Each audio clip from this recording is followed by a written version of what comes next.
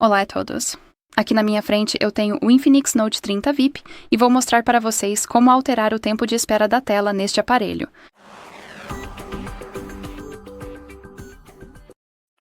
Como vocês provavelmente viram no início deste vídeo, meu dispositivo apaga a tela um pouco rápido demais para o meu gosto, então vamos mudar isso.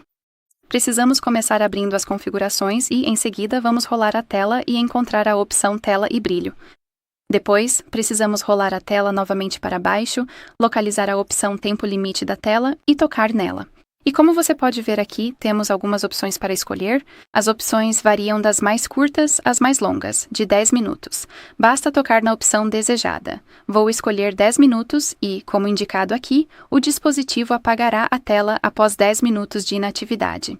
Muito obrigado por assistir. Por favor, clique no botão de inscrever-se e deixe seu like.